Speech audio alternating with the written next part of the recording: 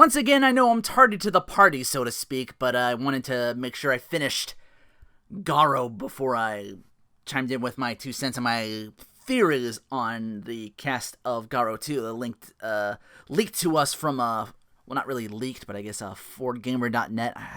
It's been so long since I read the article. I'm just going about this picture here. It was an interview they did on the people who worked on 14, because the person who worked on that mostly was from Garou.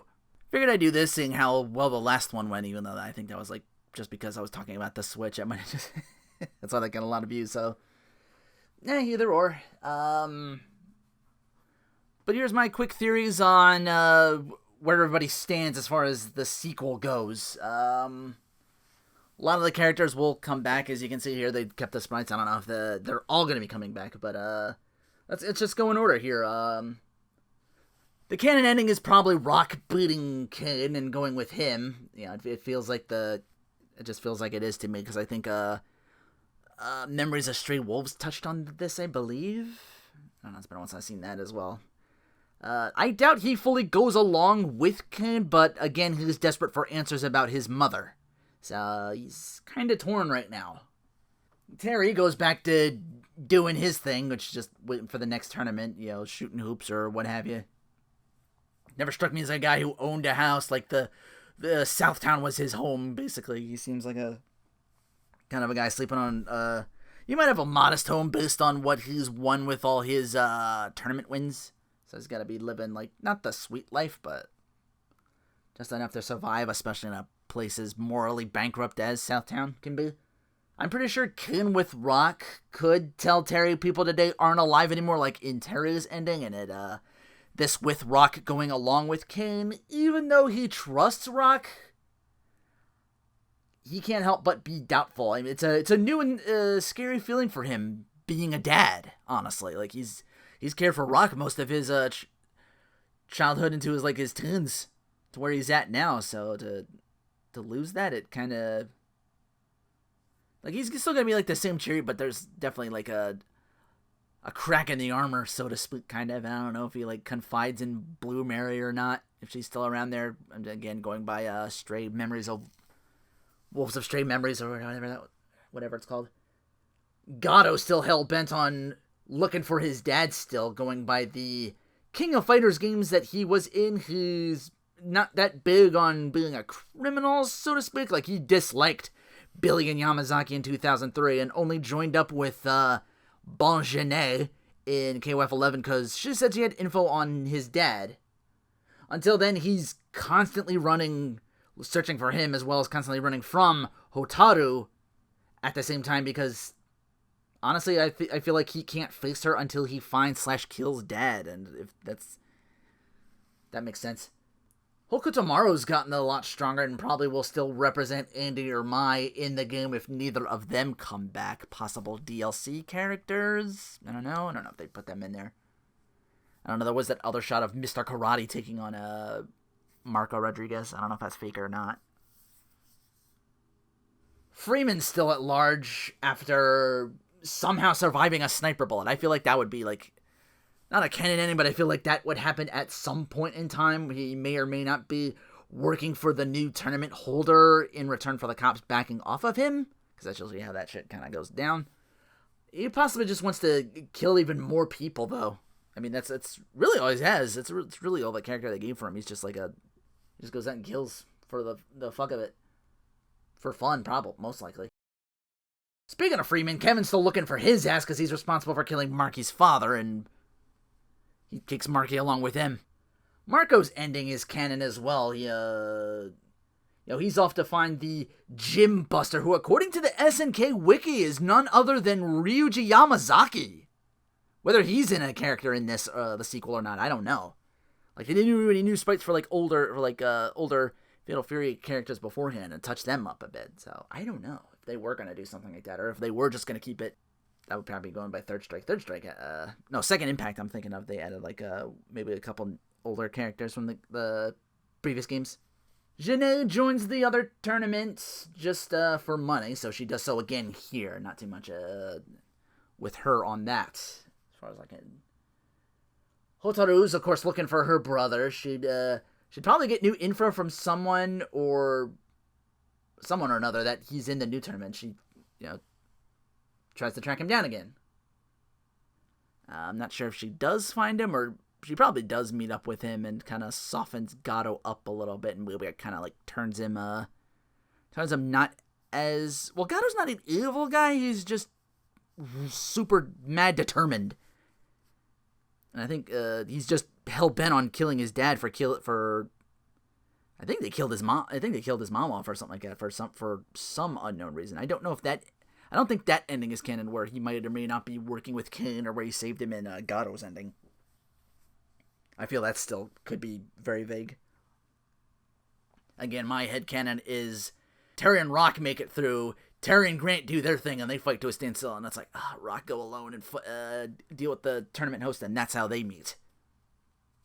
Because Terry comes in like later to see that Rock's already joined up with them. That part of it's canon. The Kim boys, they just joined to carry on their dad's legacy. Not much going on story-wise with them, as I can think of. T-Zark goes back to doing his thing, too. Maybe some KOF 2003 nod where he does meet Terry and he makes another friend with him. Might impart some fatherly advice between the two, because he works at I think he's comes from an orphanage, just like a Nacho Libre kind of thing. Or he just has that level of kids. That might just be a King thing from Tekken. I'm kind of crossing my sources a little bit. They like to do that a lot, the El Santo thing, because that's really big in Japan. Grant is most likely still dead by canon, but as we've seen of Geese and Rugal, no one stays dead for long. He's possibly either controlled by the new final boss, or he's returned due to lingering frustration of dying, not being able to see Kane's vision, being able to live through it, or jealousy due to Kane's replacing him with Rock. Maybe he fights again because there's a promise of someone being able to remove what was killing him at the time, which I looked up. It was he took a literal bullet for Kane. It was that close to his heart, and that's what's slowly killing him. It's getting closer and closer to him. I don't know how that causes his trapezius to spaz out, but whatevs. Maybe it's just the Dark Ankoku taking its effect with Dark Karate. It's just one end and the other, and they're just meeting in the middle, just pushing against him. That's why he literally breaks away at the end, because his body can't handle that shit. So I classify him as a Zato 1 from Zard kind of thing. SNK wants to really go out there with that kind of shit. Kane, if not just once again the final boss, is a returning sub-boss. Or if they decide to either nerf him or something like that and make him Again, it was just his AI. He didn't... he could probably just... He just had a lot of really good command over his moves or something like that. It was he only had a couple moves to him.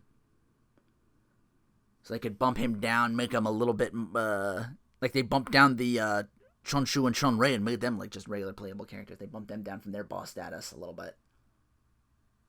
He's still enacting his plan to turn Second Southtown into a den of violence to end all decadence and contentment in his eyes. He might be too far gone for Rock to try and sway him to do something else, and I feel that's might be part of the reason why Rock joined him, to try and talk some sense to the guy and find out stuff about his mom or something like that. Maybe the whole violence thing, it's it's the Geese thing creeping up. I'm maybe that's not the answer. Rock's kind of he's always been classified as torn between two destinies. And the whole him joining was always, I always like that to have being very vague, because it's where does he go from here? That was the whole thing about me getting excited for the sequel. What happens? But that's for the all the Garou 1 characters, all these bottom row here next to him, though, these other characters. The first one on the list, Garou 1 gave us Terry and Hokotomaru to represent Andy, so I feel two things, honestly. I first was thinking of this, hey, maybe this guy he has a lax Muay Thai stance to me. Maybe he represents Joe, because he never got any representation from the first game. We never saw a Muay Thai fighter. He kind of looks like he's dressed like he'd fit in that old village airplane area of one Alfred Airhawk to me. Imagine Muay Thai with a mix of that winged airplane kind of stuff that he was employing. That'd be sick. He'd be, I can see him being the new man if Rock truly does go down too far. Maybe they'll put him in, and maybe Rock will be sub-boss and King will be final. If one of the other characters, that's where things get really, really muddled and vague. What could be what. Maybe he knew / fought with Rock to help the connection that much more. And so it's like he shows up, like maybe he's like the main. He's like, "What are you doing, Rock? What's going on here?" But that was like one thing. It could also be like the hair and the skin color makes me think he might be related more to Rick Stroud. Maybe it's more of a boxing stance. Maybe it's more like fisticuffs. You know what I mean? Like his stance isn't quite Muay Thai. It's not. That's what I thought at first. But I'm looking at it more. I was like, Capoeira looks like it might get a representation as well. It's been mad strong with Richard Meyer and Bob Wilson before this one. I see this character kind of Kaylin, but with Capoeira, like she's the really serious type of character. Mostly to contrast Bob's general goofiness. I doubt she'd be like a direct relation, so maybe someone who trained directly with Richard Meyer or something like that. Actually, that'd be kind of interesting if they didn't put the two brothers in. Kaylin would have been in that. I don't know. She's the only one I could see fitting in that universe, honestly. The whole Leon Neville and the Albin Sueda, I'm not saying they're aliens, but they might be aliens. It's kind of... That's a whole other kettle fish. Let me get back to these next two. They seem like they'd be sub-bosses. They're suited up pretty nicely. One's a little more casual, suited up with the bandana there. My theory is these might be part of that whole Hong Kong mafia, and maybe Yamazaki has moved up to like this huge underworld criminal boss. Like, he's behind all of this now. Like, Yamazaki's just like moved up in the world. Because remember, what's his name, still looking for him? Marco, I mentioned earlier. I'm not sure about their fighting styles based on their stances. Maybe they also act as contrast to the two Capuan boys, because there's two of them, maybe they're related in some way. I can't help but feel that way. Also, Rob Python, is that you? I don't think so, unless SNK plans to set Garou and Boriki 1 in the same universe. I don't know, he doesn't have the front tattoo, though. This guy's got new final boss / tournament host written all the fuck over him.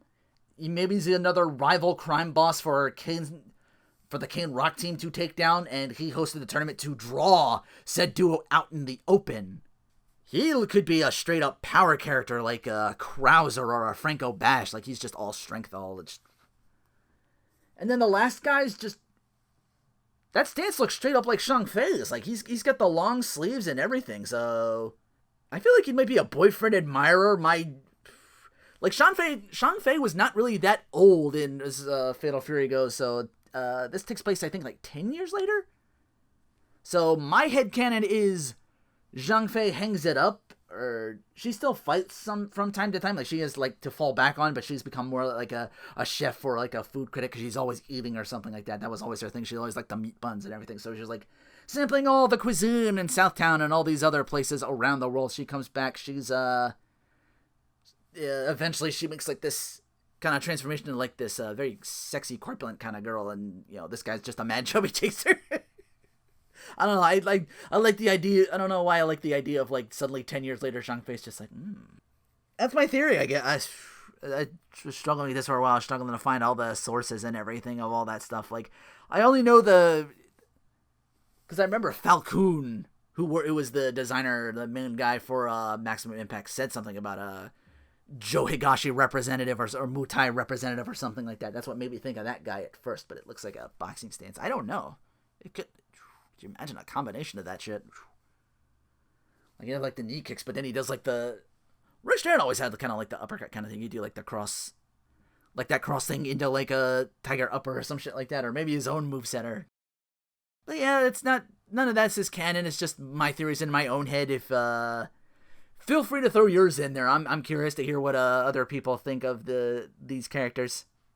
That was my theories on Garou 2. I hope that actually becomes a reality at some point. I would just like another Fatal Fury game. I've seen the art. I see all the artwork for, like, those Fatal Fury Premium and stuff like that. Like, that's where Alice started out as. Like, she was a character based in that universe, and then she kind of got really popular. She was, like, in the Days of Memories thing, which is, like, the handhelds, like, the dating sim novel. And the thing they went for SNK. SNK was really all over the place. They still kind of are, in a way, because they're crossing over with everybody now. But before I get too out there and start just rambling on and on, I'll just end it here.